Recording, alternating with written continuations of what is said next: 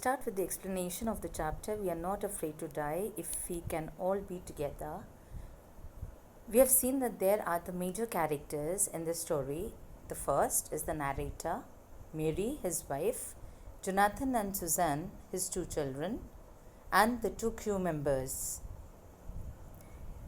In the first paragraph, what is more important is that the narrator in July 1976, along with his wife and family members, had planned to undertake a voyage from Plymouth, England, to duplicate the world voyage which was made by Captain James Cook about 200 years ago.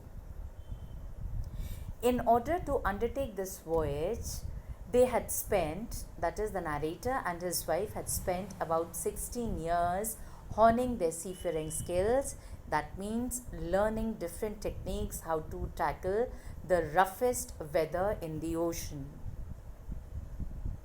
For that, they had taken over a boat named as Wave Walker. It was a beauty. You should remember the name of the boat. The name of the boat is Wave Walker. What is the description of the boat? That it is a 23 meter, 30 ton wooden hulled beauty. It had been professionally built. It was not a normal boat, but it had been professionally built to tackle the roughest of weathers in the sea. Now the narrator had planned his journey for 3 years. In the first leg of their 3-year journey, they had to cover about 105,000 kilometers journey, which had passed very pleasantly as they had sailed from the west coast of Africa to Cape Town. Before heading east, they had taken on board two crew members, American Larry Vigil and Swiss Herb Seelger, to help them tackle one of the roughest seas, that is the southern Indian Ocean. Now on the second day out of Cape Town, they started encountering strong gales. Strong gales refers to the strong winds.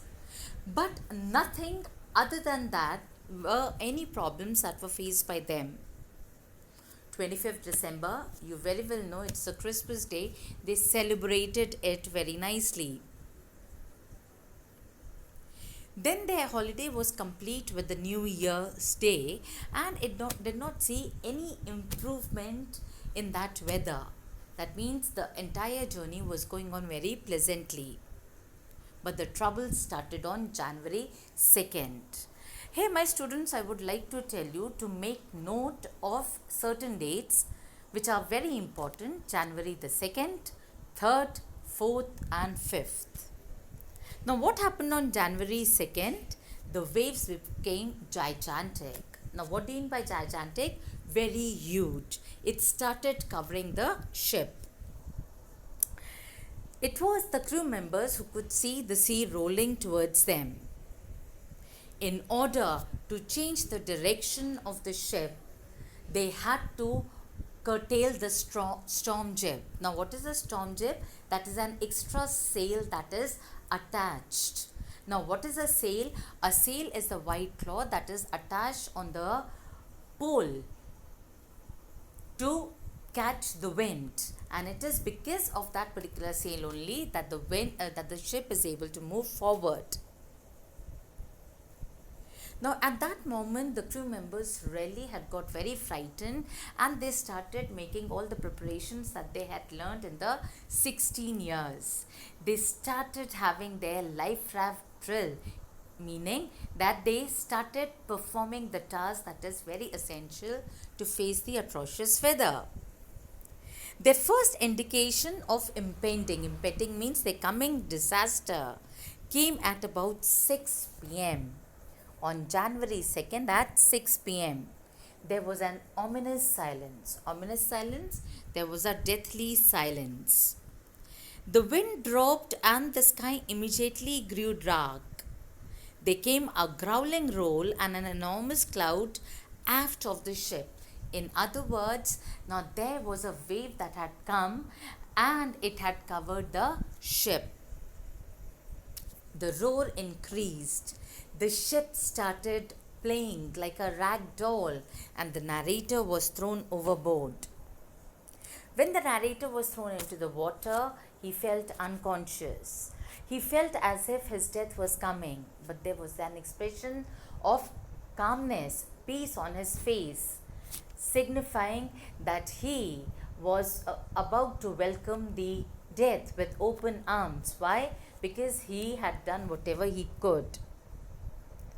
But contrary to his expectation, his head came out of water, popped out of water, his head came out of water, and he caught one of the rails, and then again he had jumped overboard the ship. Water, water everywhere. Now, wherever they could see, there was water all around. Now, he could not abandon the wheel. Why? Because if he would abandon the wheel, it would take any direction. There could be a possibility that the wave walker might capsize, the wave walker might sink. At that point of time, his wife, Mary, opened up the latch and she came. He handed over the steering to his wife and he went down in order to look up at the situation, the condition of the ship.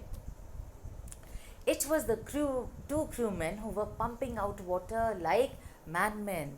Dear students, here you would see that it was not only the job of the captain to ensure the safety of the ship, but all of them worked as a team against this calamity.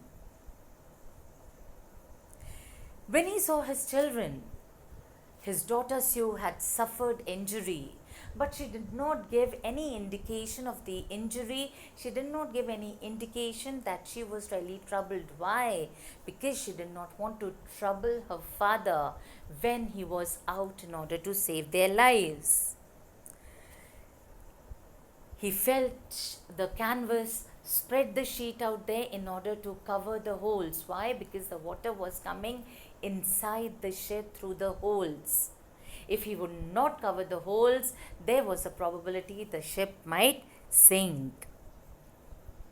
Now they started going up to the chart room. They started sending signals, the radio signals. That means they were the mayday calls. What do you mean by the mayday calls? They were the radio signals and distress. But to no avail. Why? Because they were in the remotest corner of the sea. Now we come up to the morning of January the 3rd.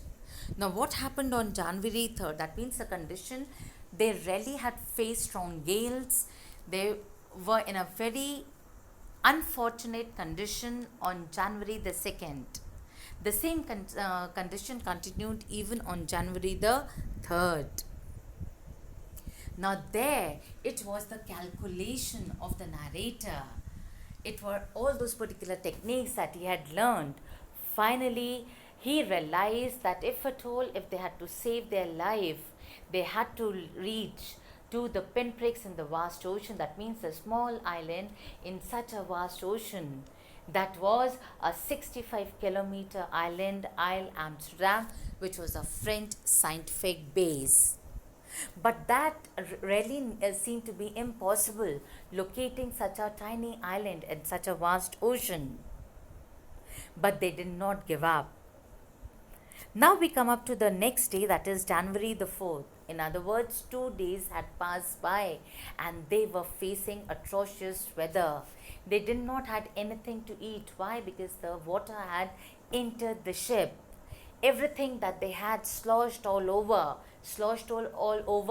That means it was there in the water. Now 36 hours of continuous pumping. They reached the last few centimeters of water. That means it was the hard work of these two crewmen that let them pump the water out of the ship, out of the boat. They could not set any sail. Sail, I have told you, it is the white cloth that is attached on the pole to catch the wind so that the ship can move forward. But they did not want the boat to move forward. That is why they had lowered the sail. For a short while, they had faced a little bit respite. Respite means there was a little bit comfort. But that comfort was very short-lived. Again they encountered the black clouds, as if again a storm is going to come. But at that moment, it was the narrator who went to his children. Why? Because now, here in this chapter, we are going to see the reaction of both the adults and the children. How was the reaction of the adult different from that of the children? The father, that is the narrator, who was also the captain, he was really worried about his children. But then, in this hour of crisis, it was his children who had become his support. Sue, after a lot of injuries, did not even talk about her injury. Rather, she had made a card with the caricatures of her parents. And then, in order to make her, father laugh, that means even in this hour of distress, they were finding reason to smile. That evening, Mary and the narrator sat together holding hands. Now, after all the calculations, finally, it was the narrator, after doing a lot of calculations, he had steered the boat to a particular degree. That was their last hope of survival. That if everything would go all right, and if he had done his calculation correct, if the wind was blowing according to their estimation, they would be able to reach the pinprick in the vast ocean, that is Isle Amsterdam. Sue, as I had already told you, she had drawn a card. She had drawn the caricatures. Caricatures means the cartoons of her mother and her father, writing that here are some funny people. Did they make you laugh? Again, let me remind you, my dear students, here the children taught us a lesson that no matter whatever difficulties that you encounter, you should always smile and face the challenges. And that particular card Sue had made in order to say thank you to the family members. In other words, the children were not at all afraid to die. Why? Because all the family members were together. Now, the last extract tells us that it was the narrator. Now, the father instinct had really come to him. He was really filled with the father's instinct, not only the father's instinct but also the captain's instinct, and at any cost he wanted to save his ship, he wanted to save his family members. So he checked and rechecked his calculations. He had lost the main compass which could give them direction, and he was using a spare compass, and he did not know whether he was that would show the correct direction. About 2 p.m., he went up to the deck and asked Larry to steer the boat to the degree of 185 degree. That means again we would see that it was the narrator's perseverance, his dedication, his devotion, his optimism, his calculation, his presence of mind, his alertness that really made him succeed at the end. Then with a heavy heart. Now, what do you mean by heavy heart? That he was really disappointed. He did not know what to do. He was in a jeopardy. He was in a fix. He did not know that whatever he had calculated, whether it would benefit them or whether those particular calculations would go against him. But then he went down and he fell asleep. When he woke, it was 6 p.m. It was all dark. Now again his heart sank. He felt dejected. He felt disappointed. He thought that they had missed the island. At that moment, a tousled head, the untidy head, appeared by my bunk. Can I have a hug? Now, the narrator did not understand why the son wanted to give him a tight hug. That means wanted to embrace him at such a critical situation when they were not able to find the island. And he had asked that, why do you want to hug me? I'm a total failure. I'm not able to save your life. We are not able to reach the island. But the son replied that I want a hug from you because I love you. Why? Because you are the best daddy and the best captain. The narrator did not understand why the best daddy and the best captain. Finally, it was Jonathan. He said that, look, we have reached Isle Amsterdam. That means not only the captain but also the father had saved the family, and the captain had saved all his crew members. Now they had reached Isle Amsterdam. It was a beautiful island. Dear students, you have to understand that there are two meanings of beautiful. One, beautiful is because of the scenic beauty of the island. The second, beautiful, is that this island acted as a life saver. I rushed on deck and gazed with relief at the stark outline of Isle Amsterdam. You have to understand, you have to remember the name of the island, Isle Amsterdam. It was only a bleak piece of volcanic rock with little vegetation. Underline these lines. These lines are very important. This is the description of the island, and that is why it was the most beautiful island in the world. We anchored. What do you mean by anchoring? Anchoring means tying the ship and halting at that island. With land under my feet, the narrator's feet again, his thoughts were full of Larry and Herbie. Now, how do you, dear students, you need to remember that success is not your success alone. There are so many people who are involved in your success. Here we see the narrator did not owe his successful reaching Isle Amsterdam to himself. Rather, he acknowledged the teamwork. At this time, his thoughts were filled with all the crew members, be his wife, his two crew members, or his children, Jonathan and Suzanne. I thought of a 7-year-old girl. See the age of the children. The girl was 7 years old and the boy was 6 years old. And at such a tender age, what is the lesson that they have taught the father and to us? Who did not make us worry about a head injury, which subsequently took 6 minor operations to remove a recurring blood clot between skin and skull, and of a 6-year-old boy who was not afraid to die.